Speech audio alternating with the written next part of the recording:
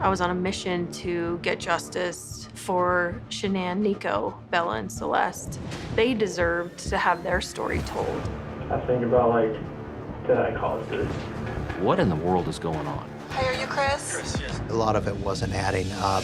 The disappearance of a pregnant Frederick woman and her 2 children has captured the nation's attention. This house is not complete without anybody here. We see a lot of horrible stories where a husband kills his wife, but this one's different. We're hearing from the suspect and his side of the story, a story police just don't believe. Okay. I could tell Chris was not comfortable with me rubbing his shoulder, but I was okay with that. I wanted him to be uncomfortable. When he asks to speak to his father, the risk you run is he lawyers up, this interview's over. The district attorney says that he believes that Chris Watts will never reveal the full details of how or why he killed his family. He went on to say that this is a case that is actually going to haunt the folks who worked on it probably for the rest of their lives. It is crucial that once he's put in jail, he's never getting out. So if he did have something to do with their disappearance, it would be really stupid for you to come in and take a polygraph. Come give me hugs. Oh. I can't get that image out of my head.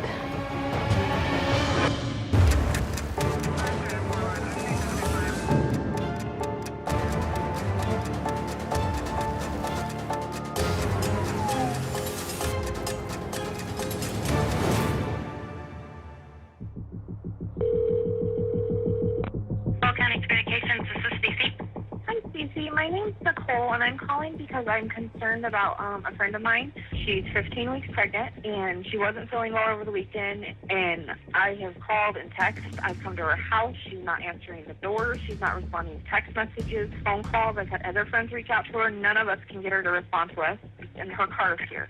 What's her name? Shanann Watts. And her husband's name is? His name is Chris Watts. I just want to know if she's okay.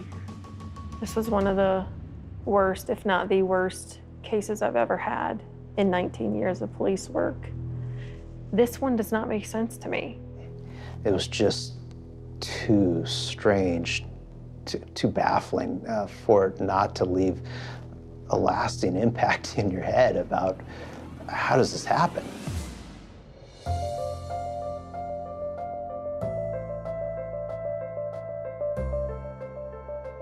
I was diagnosed with some health challenges, and then I met Chris. I was in a really, really, really bad place, and I got a friend request from Chris on Facebook, and I was like, oh, what the heck, I'm never gonna meet him. Except, one thing led to another, and 8 years later, we have 2 kids, we live in Colorado, and he's the best thing that has ever happened to me. Shanann was definitely a people person. She had a great laugh, a great smile, a great sense of humor. And she was a very loving, caring, outgoing person. Chris worked for an oil company. He was a mechanic. And Chris was quiet, but he was real friendly about helping people with the cars and stuff like that. And Shanann was a marketing person who was able to work from her house. That's what gave her the opportunity to stay at home with her children, which was her #1 passion. Bella was 4. She was definitely more the quiet thinker, really happy, really go-lucky. She would always wave and say hi whenever we were out in the backyard and they were outside playing. Cece was 3, and she was an absolute firecracker. And it would always make you smile just to hear her laugh because she had that really loud, just belly laugh. Chris and Shanann seemed to be wonderful parents.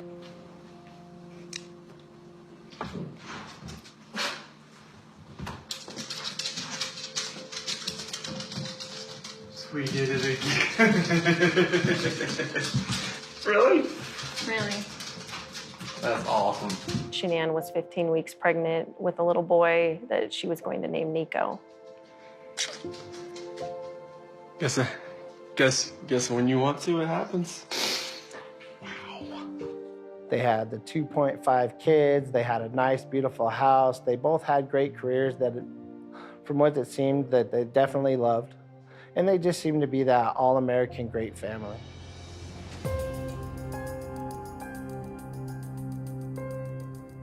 A party who's checking on a friend who's pregnant, who's not answering the door.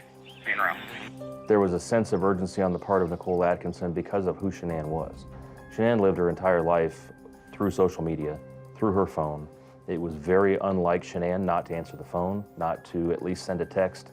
And so that, I think, raised the level of concern and fear very early on in this process.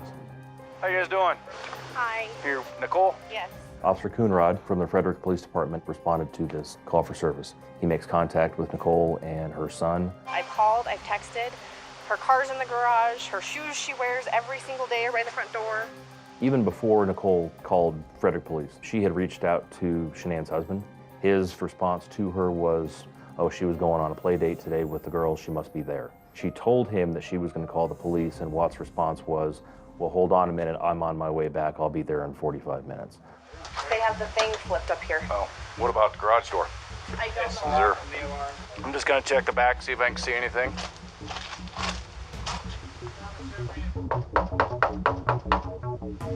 How you doing? You seen your neighbors today? No? Okay. Oh, we're just trying to get a hold of her. Yeah, I think she's diabetic, to be honest with you. Oh, is she? Something with her blood sugar, I thought. We were thinking about Shanann maybe having a spike in her blood pressure or drop in her blood pressure, and she might be in the house unconscious with the girls. And we were thinking, okay, we need to figure out how to get into this house. What's Chris's phone number? Hey, Chris, Officer Coonrod for the police department. Pretty good. So, do you have any idea where your wife is? Okay. Right. Well, my concern is her car's here. They're saying she is diabetic. I don't want her, if she's upstairs and can't respond. About how far out are you? Okay. All right. Thanks. This female is diabetic. Unknown if she is home, though. Husband is on his way. Police department, if anyone's inside, make yourself known.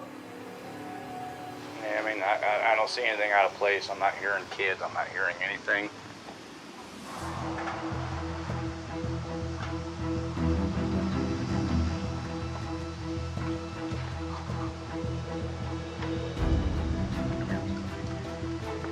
Scott, how you doing? How's it going? So this is the only vehicle she would have? Only one that, yeah. She would drive? Okay. The fact that Shanann's car was still in the garage, the car seats that belonged to Celeste and Bella were still in the car. It didn't sound like there was anybody in the home. The house was locked up from the inside. So these few things starting to add up to the officers, like, this isn't right. There's something uncomfortable about what I'm walking into here. Mind if I come in, Chris? Okay. You checked upstairs? She's not there? I just want to make sure she's not passed out somewhere. Is she diabetic? You mind if I look around?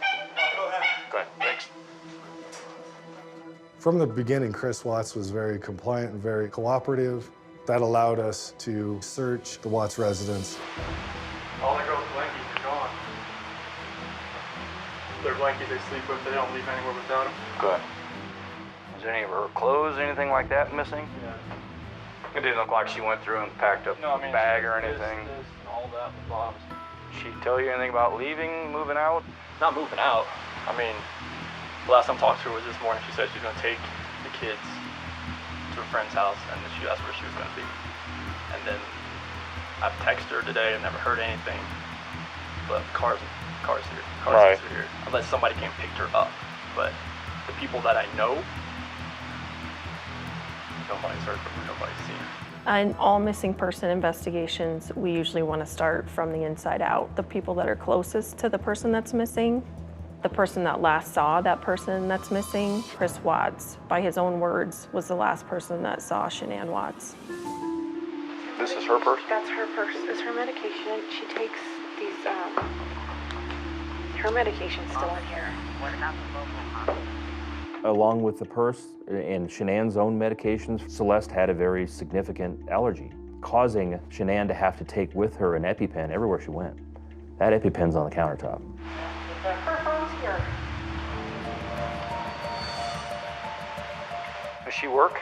Yeah, she works from home. Oh, from home? She works, this is her lifeline. The people that know Shanann know that she was very attached to her cell phone. That was something that she would never leave the house without. And to have the purse, her car, the car seats, all of those things still left inside seemed very, very strange.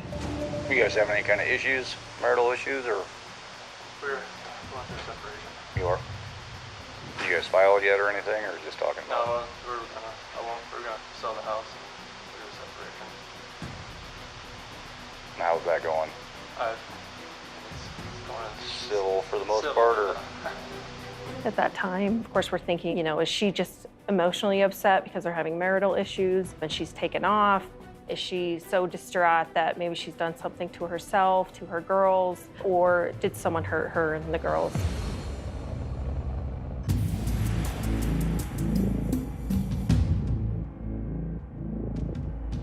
On Monday, August 13th, we had a missing pregnant mom and her 2 young daughters. The pregnant mom was named Shanann Watts, and her little girls, Bella, who was 4, and Celeste, who was 3, were also missing. People rarely leave without a trace. When little kids are involved especially, that's nearly impossible to just vanish the way that it seemed like Shanann, Bella, and Celeste had done. Watts told the officer that when he leaves to go to work in his work truck at 5:30 or so in the morning, that Shanann is still in bed, that the girls are each in their own beds, and that's how he left them. While the officers are still over at the Watts home, they're contacted by the Watts neighbor, Nathan. I knew that my security camera would catch any of Shanann leaving or someone coming in the house or her leaving with a friend.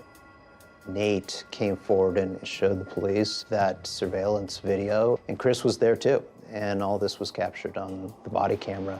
If any action would have happened, any cars or anything left your house, I would have been like right in that area. It should have picked me. Oh, it'll pick up anything coming down the street this way. You know where that trigger is? Oh, yeah. Okay. At 5:27 a.m., I had noticed that there was a motion on my camera of Chris backing his truck up into the driveway and then into the garage.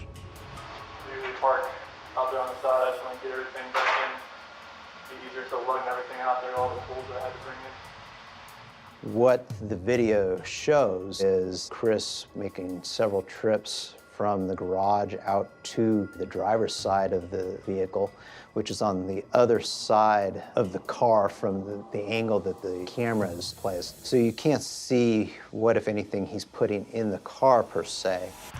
Loading my stuff up in my coolers, my water jugs, my book bag, my computers,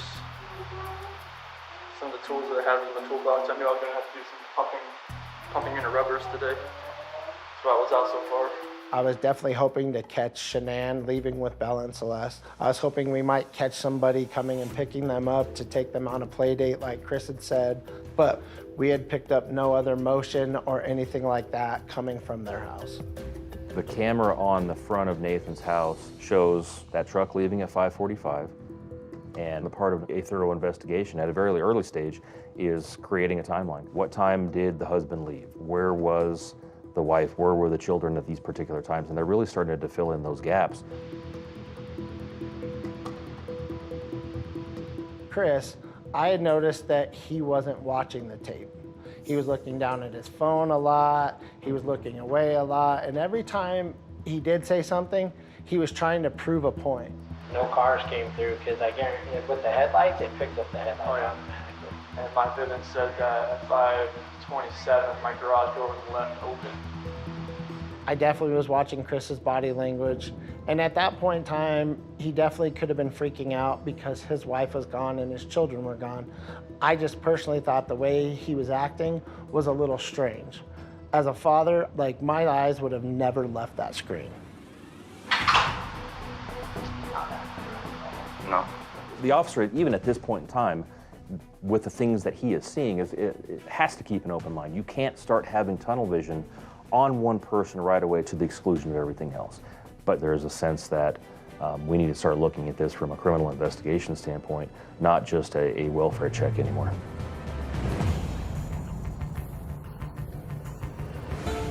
We really needed to go back into the Watts residence and do a thorough forensic search of that house. Hi, are you Chris? Chris, yes. Chris, Officer Wines with the Frederick Police Department, East Office Press. Chris was compliant, cooperative. Our CSIs went in and searched for evidence, blood stains, signs of cleanup. We didn't see signs of struggle in the house. Things weren't knocked over. Things weren't broken and damaged. They are really organized people. Canines, cadaver dogs had gone through to pick up scents. We did notice the top sheet of the bed was missing, which we thought was a little out of place considering how clean everything else was. We didn't find any evidence inside the house. The Frederick Police Department reached out to the Colorado Bureau of Investigation, as well as the FBI, and requested assistance with the missing person investigation. We ran criminal histories on both Chris Watts and Shanann Watts. Neither one of them had a criminal record. So part of the investigation, I needed to know who Shanann was. And so I started looking at her Facebook page. I can kind of appreciate her attitude, I guess, sometimes. I come from a long line of Italian women, so we're very strong, sassy, assertive, and that's how I pictured Shanann. It was obvious she loved being a mom, she loved being a wife, and she loved what she did for work. The Frederick Police Department, they did a neighborhood canvass, they knocked on a lot of doors, they started contacting businesses in the area that might have surveillance videos. How are you? What's going on? We are looking for her and for her kids. Tonight, police issued a missing endangered alert for Shanann Watts and her 2 daughters. Her husband says she's been missing since Monday morning. I hope that she's somewhere safe right now and with the kids. I just want them back. I just want them to come back. And if they're not safe right now, that's what's tearing me apart. Because if they are safe, they're coming back. But if they're not, this has got to stop. Like, somebody has to come forward. So we're all watching Chris's first interview basically live on the 5 o'clock news. Did you guys get into an argument before she left? It wasn't like an argument. We had an emotional conversation, but I'll leave it at that. But I want everybody to just come home. Like, wherever they're at, come home. That's what I want. Chris talked about how he and his wife had had an emotional conversation right before she went missing, which I thought was strange, that you would talk about that on the news. Shanann, Bella, Celeste, if you're out there, just come back. Like, if somebody has her, just please bring her back. The concern that he professed to have for his wife and kids seemed very feigned, seemed very cold and calculated. Even though people grieved differently, he was so extraordinarily calm and was internally inconsistent in what he was saying and how he was saying it, that it raised a lot of red flags. It just really struck everyone as, what in the world is going on? If my family was missing, I would be an absolute wreck. So the fact that he was clean cut, real calm, real cool, kind of seemed collected, definitely put a big red flag up for me. I need to see everybody. I need to see everybody again. This house is not complete without anybody here. Please bring it back. I think we were all in shock, and I recall immediately turning around to Special Agent Coder of the FBI, who I had never met before, and I just said, oh shit. We need him in a room with us that's recorded, and we need to get his story down right now.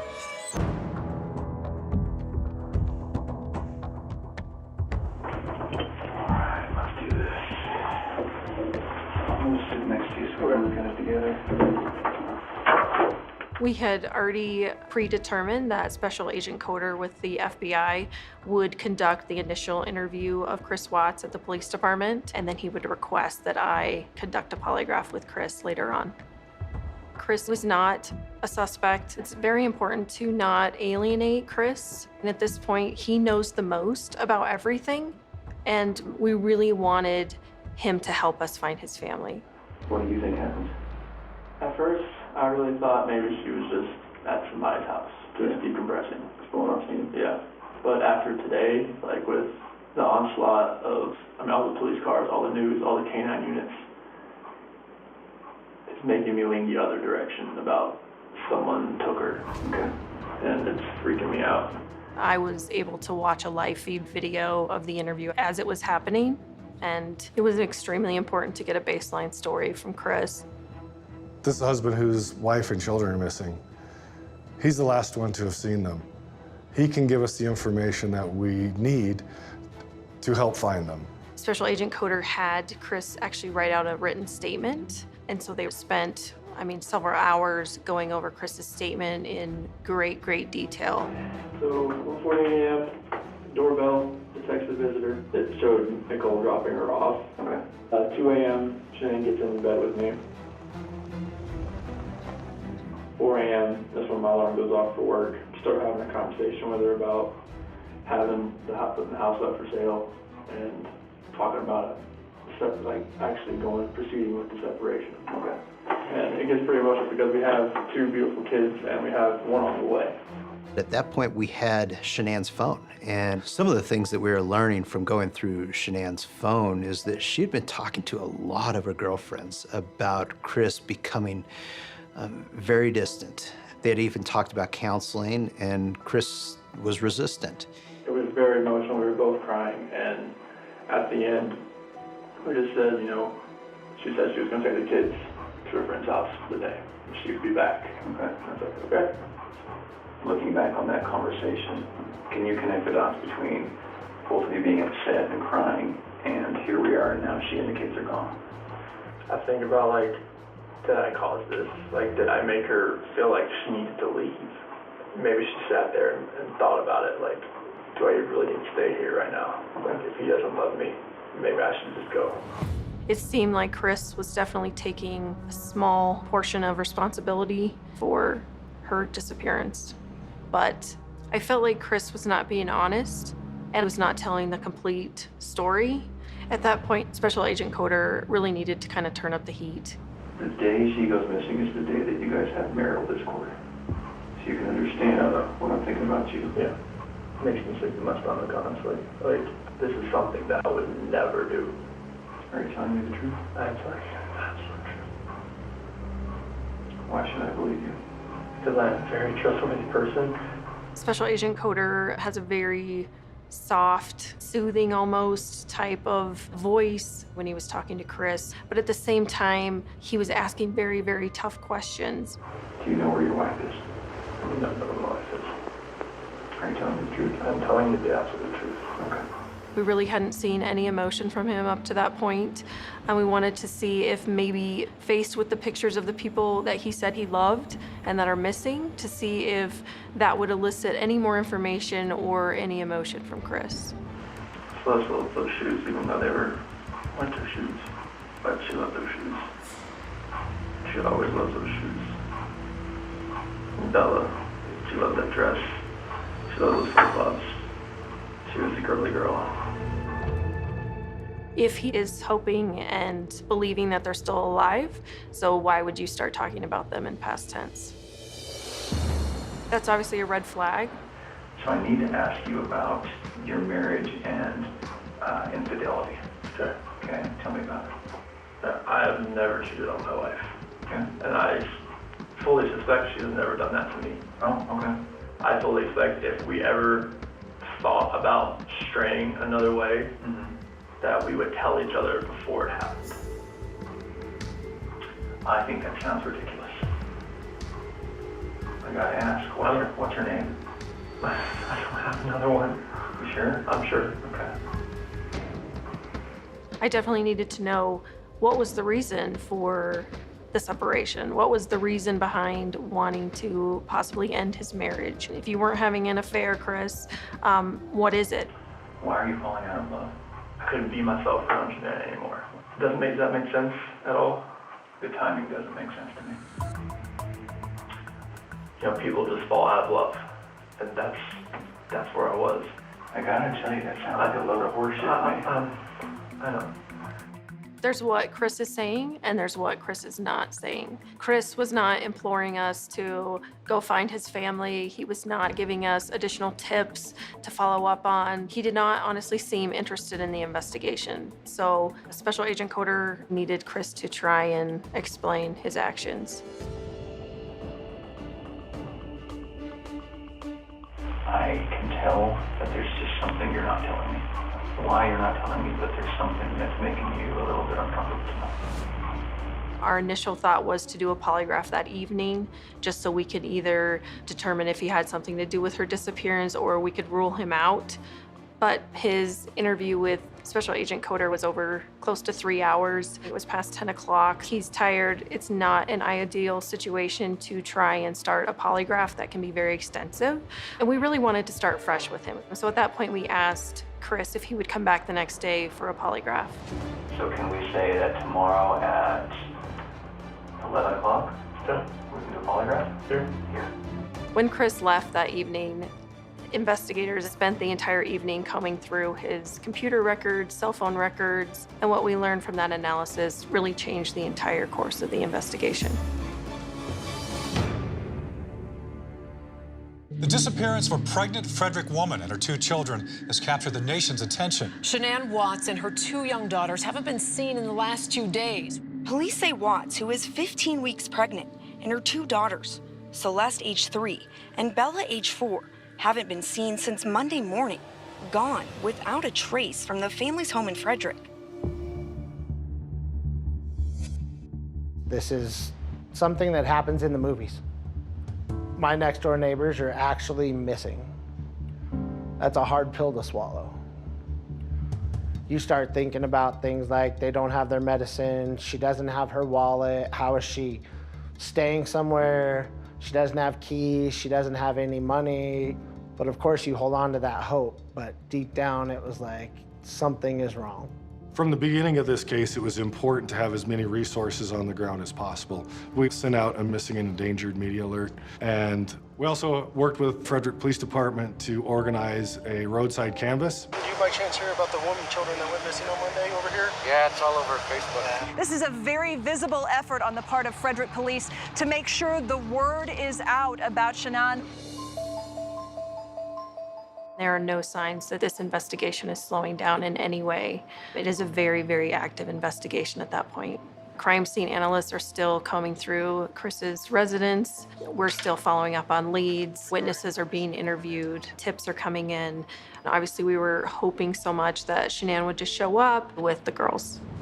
Can I go ahead and have a seat right here, Chris? When Chris arrived for the polygraph that morning, he was with his father that he had just picked up from the airport. So Special Agent Coder brought his father, Ronnie Watts, out to another room. So how are you feeling today? I'm sick to my stomach, honestly. Shortly before Agent Tammy Lee from the CBI is going to conduct this polygraph examination, investigators learned information that they had not known before. We looked at Watts's phone. It was revealed to investigators through text messages, photographs, emails, that he very clearly and for quite a period of time had been having an affair with a coworker at the oil company that he worked at. He had been lying to Graham Coder the day before.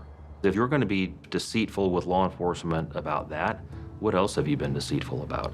It changes for us the possible motive. If Chris did do something to his wife and children, this could be the catalyst for that. Or if she left, did she really know about this other person? It kind of brings a whole different dynamic into the investigation. The first day I thought, okay, she was just somewhere. Sure. And after yesterday, all the activity at my house, it went to the other extreme. I've just been like sick to my stomach that either somebody has her or she's in trouble and the kids are not safe either. Right.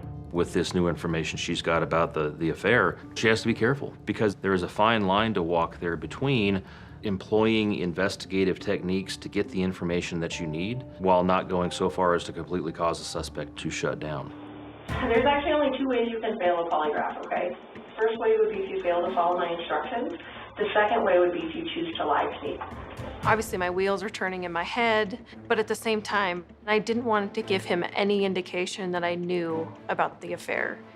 I hope that, you know, if you did have something to do with their disappearance, it would be really stupid for you to come in and take a polygraph today. Exactly. Right? Like, it would be really dumb. Like, you should not be here right now sitting in this chair if you had anything to do with Shanann and the little girl's disappearance, okay? I was putting Chris on high alert that the truth was about to come out and everyone was gonna know what it was. I definitely wanted to see if Chris was going to keep lying about the infidelity, so I brought up if he was having an affair. Did she accuse you of anything? I mean, being a woman, I mean, she's like, is there somebody else? I'm like, no, there's nobody else. I mean, Did she seem like she believed that? when I told her there's nobody else, yeah, she knows that I wouldn't do that to her. This is a very, in the grand scheme of things, a very small thing for him to be lying about when his wife and daughters are missing for 48 hours. Why are you lying about having an affair? The pre-test interview with Chris lasted close to 3 hours. I felt like I had received all the information I was going to get from Chris. At that point, it was time to start the polygraph examination. And the coolest thing about this is right now, there's only one person in this room that knows what the truth is. And in about 5 minutes, there's gonna be 2 of us. I wanted Chris to know that the gig is up. If he had something to do with her death, I was about to find out. Did you physically cause Shanann's disappearance? No. Are you lying about the last time you saw Shanann? No. Do you know where Shanann is now? No. This portion of the test is complete. Please remain still while I take the instrument out of operation. At that point, I took my computer out of the room to grade the charts. Grading scale, for someone who is a truth teller, we would consider them to be a +2 or higher, and we would consider someone to be deceptive if they were a -4 and below. Chris Watts scored a -18. He failed every question on the test. That deception on that polygraph causes Watts to become our primary suspect.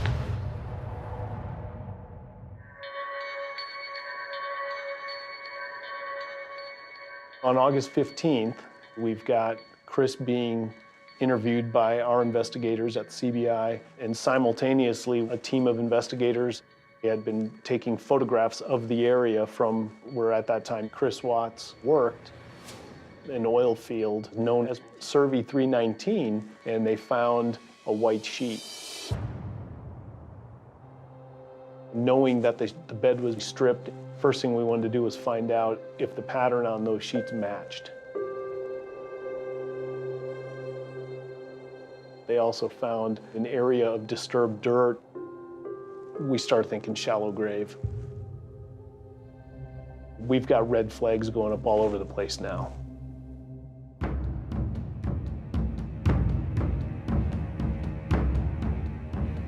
The results of the polygraph that Watts took showed deception. In other words, he failed. Now we're shifting, right? We're shifting to interrogation mode. How can we get Chris to tell us what the truth is? So I brought Graham in here because we want to talk to you about the results, okay? Sure.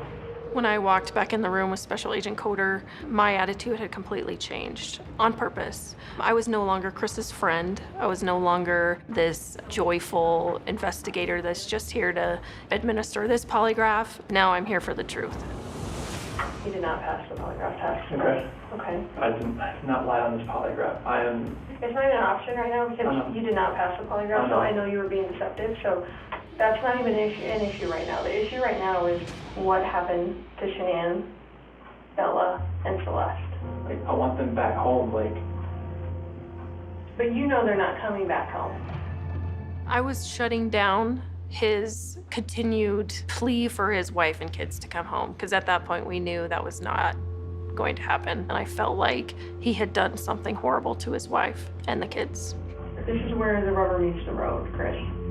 Immediately after he's confronted with the deception, within just a couple of minutes, he starts to offer investigators a reason as to why maybe he showed deception on the polygraph.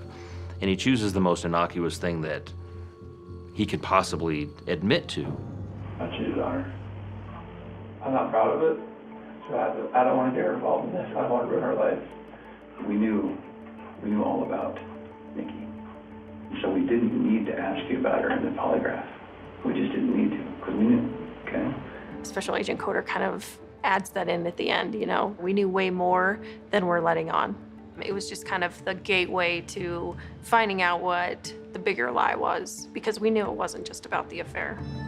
This should have been a time in your marriage where you guys were happy and thriving and productive, okay? And I believe that Shanann's the reason none of that happened.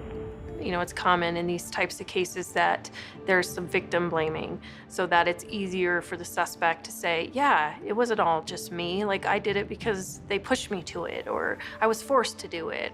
Giving Chris a possible reason as to why this would have happened. I believe that she's a controlling person, maybe doesn't listen to you as much as she should. I think that she can do whatever she wants and you can't. Agent Coder and Agent Lee are providing him other alternatives, other possibilities as to what may have happened, other reasons that something may have happened, in an effort to try to see what his reaction is going to be. Chris, did Shanann do something to them? No, I don't know. I'm serious. I have no clue. No, you would have known because they didn't leave the house. Did Shanann do something to them, and then did you feel like you had to do something to Shanann?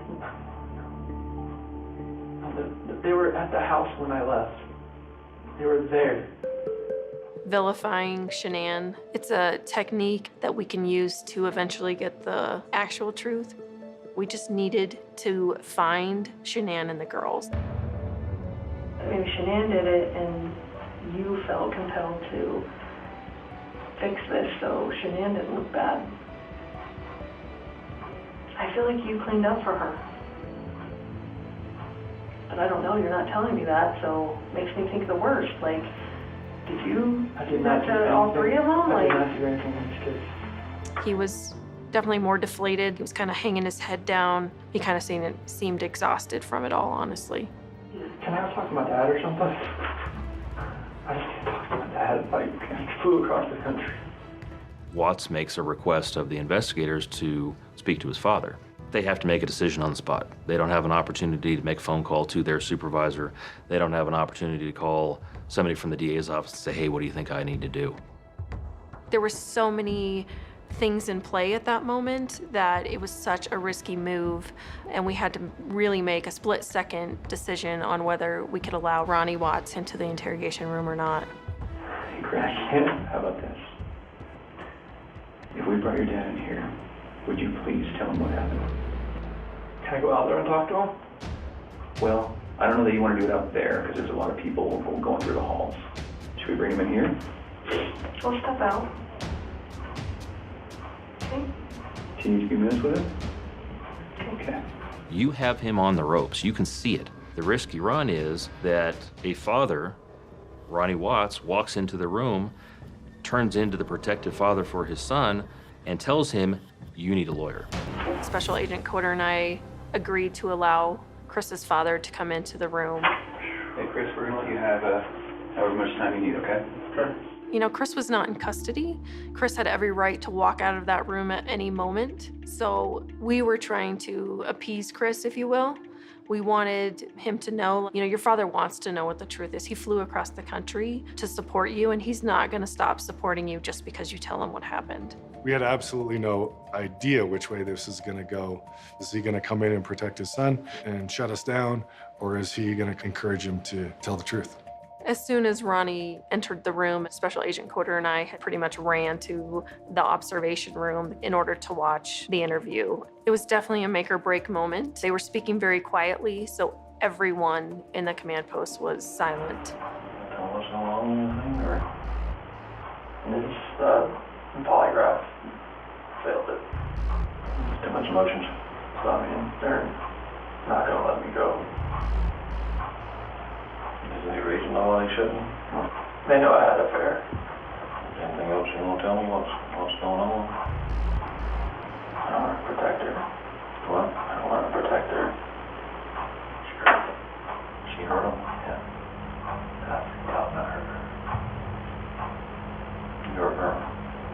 Probably you guys want to. When I was downstairs, they came back up and they were gone. Did she kill him? They're blue. She took both of them to death. I freaked out at the same thing. So she killed Lucy C. and Bell. Choked on death. That's rage. I hadn't.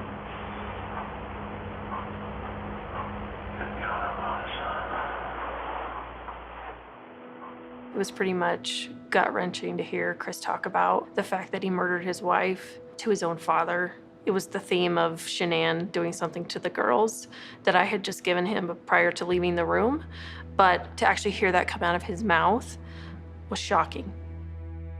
We always have that hope that We will recover Shanann and the girls safe and sound, that they'll be fine, but your heart sinks because it's real that he admitted that the girls are dead and that he killed Shanann. We knew immediately we needed to get back in there.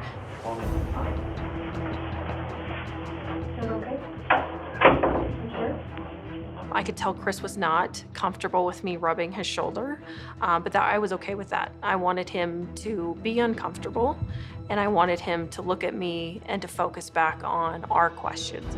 Can you tell us what you told your dad? I saw on the monitor, Bella's covers were like pulled off and she was just laying there. She's blue. She was in there with her. What happened? I put my hands around my wife's neck and did that same thing. He describes feeling extremely angry, so he basically grabs Shanann, throws her down on the bed, and strangles her right on Cece's bed, is what he said.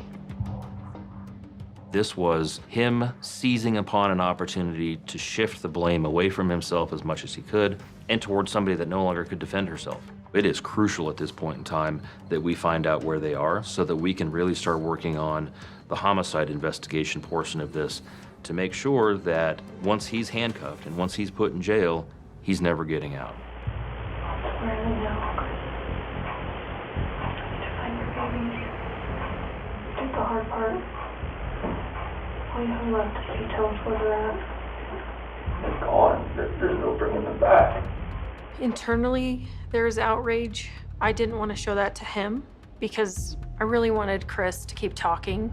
It was very hard. Well, where are they? At that first location I went to that day. That's 319. So, Chris, are they in something? Are they under the ground? Like, where would you find them? You take us out there? I thought there's no way I wanted to walk there. Are they all three out there, Chris? Yes. Chris talked about the area being very vast. He talked about it being maybe 10 miles by 20 miles. So to me, it was very, very important that he actually describe in detail where they were at that site, just because there were so many different places where he could have buried them or hidden them. What is that? That's the 319. Okay. Whereabouts is Shanann and the girls?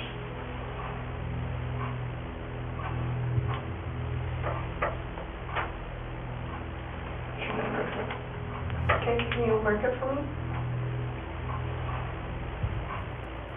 The S for Shanann, okay. And where are the girls at? Here.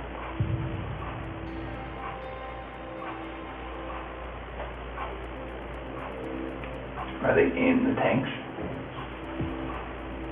What's in the tanks? It's a mixture of oil and water. I just couldn't believe a father could do something so horrible to his children and his wife.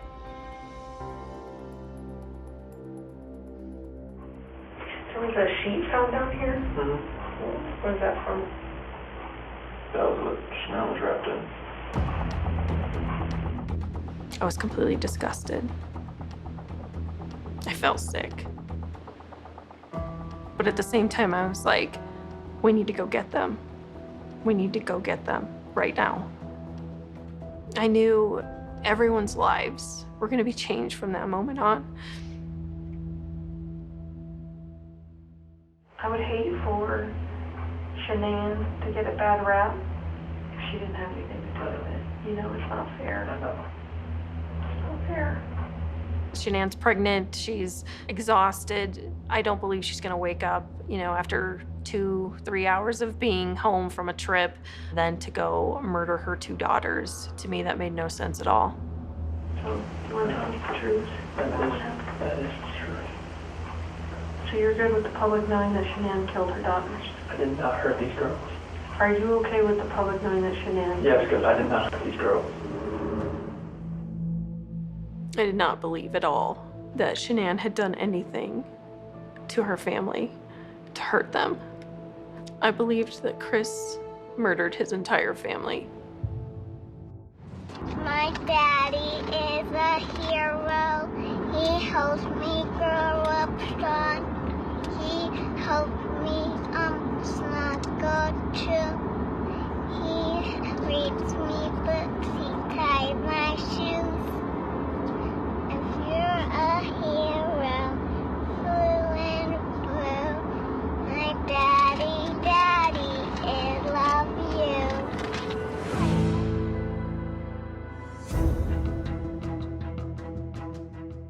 When Chris told his father that Shanann had killed the girls and that he had then killed Shanann, even though I didn't necessarily believe his version of events and I didn't buy into his description of how it went down, there was a sense that we were progressing. Hey, Chris. Do you mind if we take pictures of your hands and chest and stuff? Based on his statements, we had probable cause to believe that he had committed the crime of murder. That's the legal threshold that we need to get to arrest him. Chris, please come stand up for me.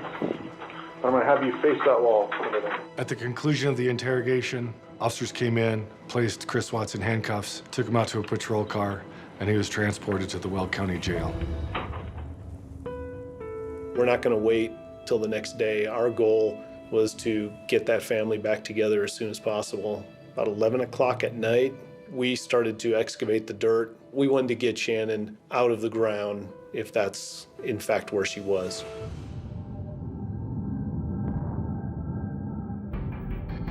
In the numerous excavations I've done, bodies are usually laid out. Shanann was curled up as if just thrown in. It was almost discarded like trash and then covered with dirt. Chris Watts said that the children were in the oil tanks.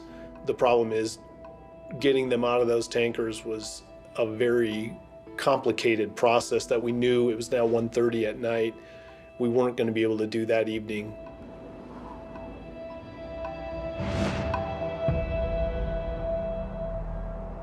At this point, we have strong reason to believe that we know where the bodies of the children are, and recovery efforts are in process on that.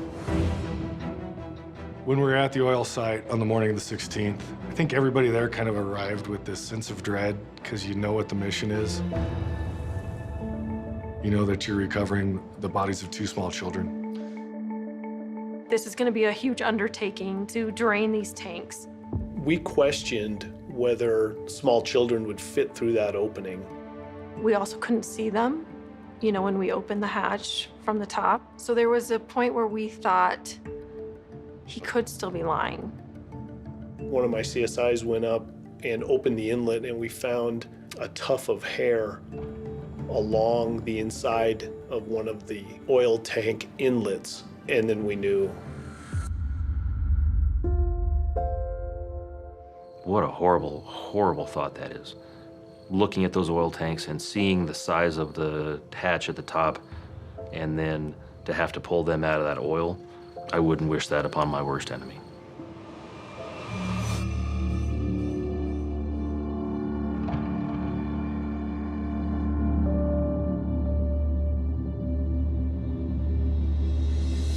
The first tank was the one that had Cece in it. She was still in her nightgown. She'd just gone to bed. The second tank had Bella inside. I can't get that image out of my head.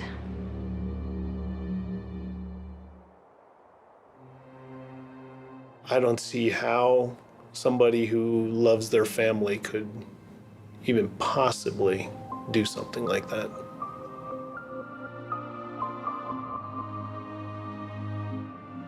I've been doing this for over 30 years. I've investigated or been a part of investigation of over 170 homicides. And I don't get emotional very often. I'm able to detach myself to a certain degree. I was not able to detach myself from this. there is the arduous task of determining a cause and manner of death. Are there injuries consistent with his version of events? The pathologist concluded that Shanann Watts had died from asphyxiation due to manual strangulation. The most significant injuries that we found during the autopsy were injuries to Bella. She had injuries which suggested that she fought back as somebody covered her airway. The idea of her fighting for her life as somebody snuffed out her breath was hard to accept. And then Chris had told us that he had witnessed Shanann strangling Cece, but the pathologist determined that she died from asphyxiation due to manual smothering. We were able to prove through that autopsy that what Chris told us about what Shanann had done to Cece was false, and that he had lied to us.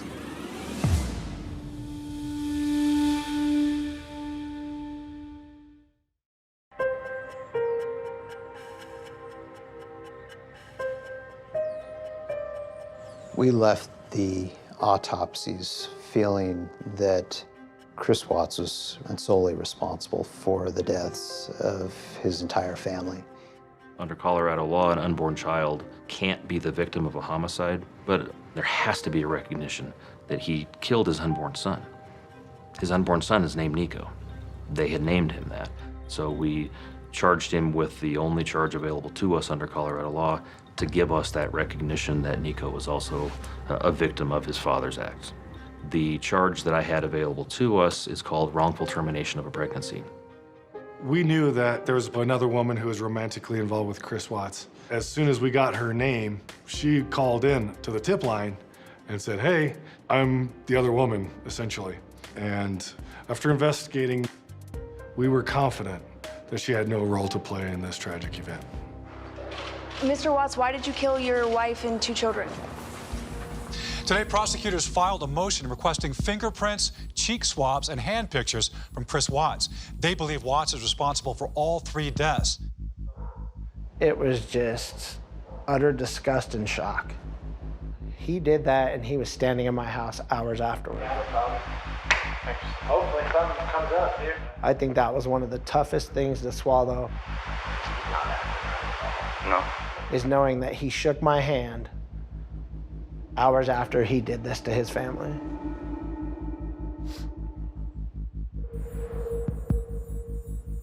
We were preparing for a murder trial, and a murder trial that was going to last years. And all of a sudden, I receive a phone call from Detective Baumover, and he said, "Hey, Chris is going to plead guilty to all charges." Christopher Watts has pleaded guilty to killing his pregnant wife, Shanann, and 2 young daughters, Bella and Celeste, and their unborn son, Nico. Whoa, wait, like, we're not done. We have all these things to do. We didn't examine all the evidence. We didn't interview every witness we needed to. We didn't do all of these things that you would do in a normal investigation because he stopped the clock. We were relieved that it was going to be over, but at the same time, we felt like, in a sense, we didn't finish. Mr. Watts entered a plea of guilty to all 9 counts. Those counts include murder in the first degree after deliberation as to Shanann Watts, murder in the first degree as to Bella Watts, murder in the first degree as to Celeste Watts, unlawful termination of a pregnancy as it relates to Nico Watts. The one deal that he made for himself was that if he pled guilty to all those charges, that he would not be subject to the death penalty. The only way that I'm going to accept that offer is if that is absolutely what Shanann's family wants. Present here in the room with us today is Frank Rusick, Sandra Rusick, and Frank Rusick Jr., Shanann's brother, mom and dad. Sandy said it very, very poignantly to me. She said, he made the choice to take those lives. I do not want to be in a position of making the choice to take his. And that was very compelling to all of us as we were talking about how to proceed on this case. Ultimately, Chris Watts was sentenced to 3 life sentences plus 84 years in prison. While we got some satisfaction with the fact that we knew that he would never have the opportunity to hurt anyone else again, we were all left with the fact that the story was not over. Come give me a hug. We all struggled with the fact that we didn't know what the truth was. By pleading guilty, He had admitted that he had murdered his entire family, but he had never told us what really happened to Bella and Celeste that night. They deserved to have their story told, and we needed to vindicate Shanann's memory, that Shanann loved her girls, and that she didn't have anything to do with their murders.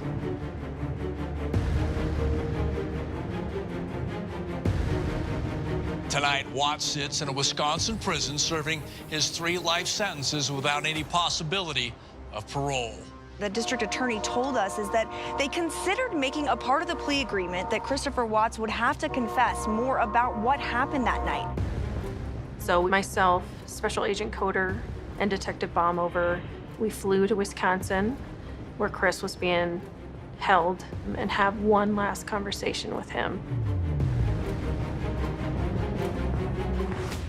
I needed to hear him say that Shanann did not murder her children. I needed to have that come out of his mouth. The last time we talked to you was a different situation, right? Our investigation was open and your case was open. All of our cases are closed and the court case is closed. So there's nothing that we're going to talk about today that's going to get you in any type of more trouble at all. Are you available to talk to us? Definitely. Okay. The last thing we talked about was where the girls were, but we never really got to talk about that night. So what happened? I told her I didn't love her anymore, and that's when it happened. I got on top of her, and every time I think about it, I'm just like, did I know I was going to do that before I got on top of her? He talked about having the conversation while he's sitting on her and she's telling him to get off. You know, you're hurting the baby, and he doesn't get off. And at one point she tells him, you're never going to see the kids again. And that's immediately when he starts strangling her. So what happened next? And she had her little pink blanket with her. She was like, what's wrong? Don't want me. And where was Shanann at that point? Yeah, she's pretty much on the bed, but she was face down. Bella understood what was happening or saw what was happening. In Chris's mind, what do you do with your daughter that just is witnessing your wife dead on the bed? Did he feel like he had no other way to get out of this without doing the same to his daughters? So she followed you and you put Shanann in the truck. Okay. And then what? Put my lunchbox and stuff in the truck and then grabbed the kids and then put them. So you put Shanann in the truck and then you put the 2 girls in the truck. Shanann was back there too? She was on the floor. What did they say about Shanann being on the floor? Mommy, okay? What did you tell her? She'll be fine. I didn't want the girls looking at Shanann while they were in the back seat. So what'd you do? I put a trash bag on one end and on her feet and on her head so they didn't have to see. We had nobody had ever contemplated, that I recall, in any discussion, that the girls were alive when he drove them out to the oil site. When I was driving up there, I mean, you know, they were just, you know, kind of asleep or kind of just like, you know, holding on to each other, laying in each other's laps. They were alive in your truck. You now had an hour to drive out to the oil site, and at no point did he decide to spare their lives, and it made no sense to us.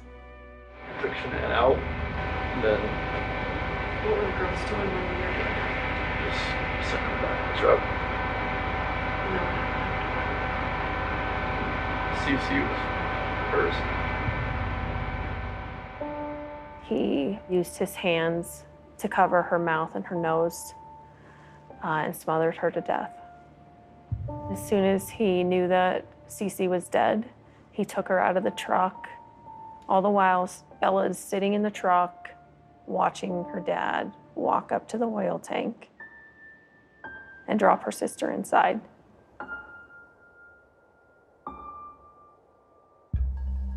And then went down to Bella. Tell me what happened there. Did the same thing. Chris told us that every night when he closes his eyes, he hears Bella yell, "Daddy, no." I feel like it's kind of what he deserves. I hope he hears that every night. You know, he didn't even cry for them. Like, I've cried more for them than he has. Like, who does that?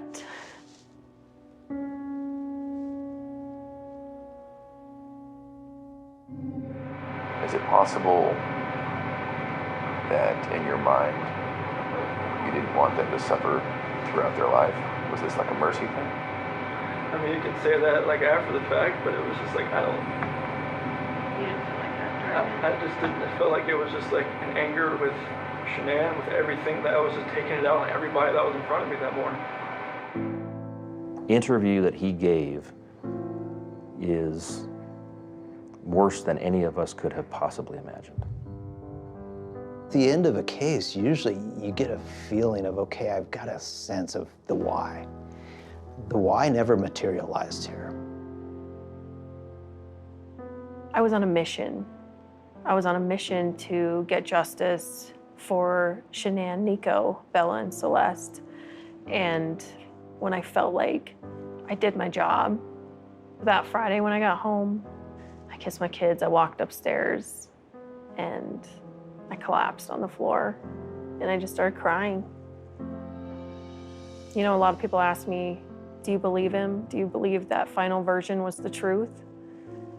And I have to say yes, because it was more horrible than I had even let my mind go to. This was a complete act of evil by Chris Watts.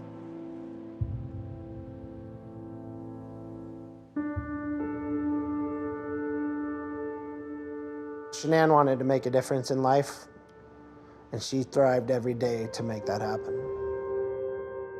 She had a lot of close friends, a lot of close family. She loved those girls. Her life revolved around those girls, Bella and Celeste. They're great, wonderful children. Their lives mattered to everybody. They are very loved, and she did make a difference. I love you, girl. I got the baby a hug. You want to give the baby a hug? There are two silver linings. One is that at least we were afforded an opportunity to give Shanann, Bella, Celeste, Nico, and her family closure. The other silver lining is that I can go to sleep every night knowing that the defendant will never walk this earth again. Every other case I've had, I've been able to put the pieces together. There's been signs in the past. There's things we can point to and say, look, he was a violent person before, whatever. Nothing about this case makes sense to me, but like, I still have to live my life, and I need to do as much good as I can for the rest of the time I have here. Hopefully counteract some of the evil.